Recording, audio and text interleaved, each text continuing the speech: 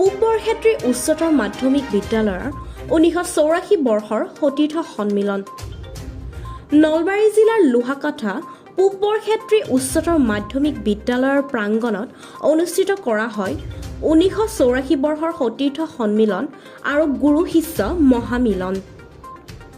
শিক্ষক মোহন কলিতাই আঁতধৰা সভাখনত 1984 সতীৰ্থসকলৰ লগতে কেইবাগৰাকীও শিক্ষক উপস্থিত থাকে। সন্মিলনৰ লগত সংগতি ৰাখি মহামিলন শীৰ্ষক স্মৃতিগ্ৰন্থখনি উন্মোচন কৰে অৱসৰী শিক্ষক গোস্বামীয়ে। সতীৰ্থ সন্মিলনত উপস্থিত থাকি ছাত্ৰ জীৱনৰ স্মৃতি ৰোমন্থন কৰে সতীৰ্থসকলে। উল্লেখযোগ্য যে চলিত বৰ্ষৰ ডিচেম্বৰ মাহৰ 12, 14, 15 তাৰিখে তিনিদিনীয়াকৈ উদযাপন কৰিব পূব বৰক্ষেত্ৰী উচ্চতৰ মাধ্যমিক বিদ্যালয়ৰ সোণালী জয়ন্তী বৰ্ষ। এই পূব বৰক্ষেত্ৰী উচ্চতৰ মাধ্যমিক বিদ্যালয় লোহাৰকাঠা আচলতে সেই সময়ত পূব বৰক্ষেত্ৰী হাইস্কুল লোহাৰকাঠা আছিল। আমি পঢ়ি থকা সময়তে 1984 চনৰ শিক্ষান্ত বৰ্ষৰ যিসকল ছাত্ৰ ছাত্ৰী আছিল এই বিদ্যালয়ৰ ছাত্ৰ ছাত্ৰীসকলে আজি সমাবেত হৈ সহপাঠী 1984 সন্মিলনৰ আয়োজন কৰিছে। আপোনালোকে ইতিমধ্যে দেখিছে বিভিন্ন ৰাতিপুৱাৰ পৰা বিভিন্ন কাৰ্যসূচীৰে এই অনুষ্ঠানটো অনুষ্ঠিত হৈ আহিছে।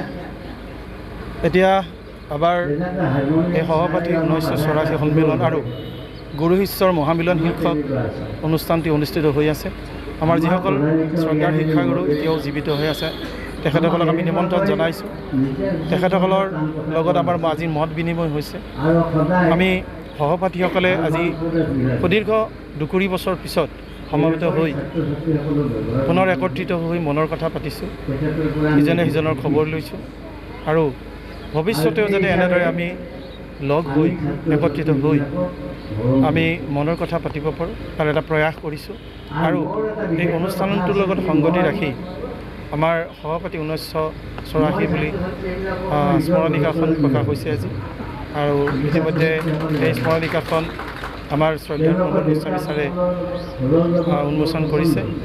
মই আশা কৰিম যে এই অনুষ্ঠানটোৱে এই যি মহিমা মন্দিৰৰ যিখন আমাৰ বিদ্যালয়, যিখনে ইতিমধ্যে আজি হীৰক জয়ন্তী মহোৎসৱ উদযাপন কৰিবলৈ আগবাঢ়িছে, 65 বছৰ সম্পূৰ্ণ হ'ল।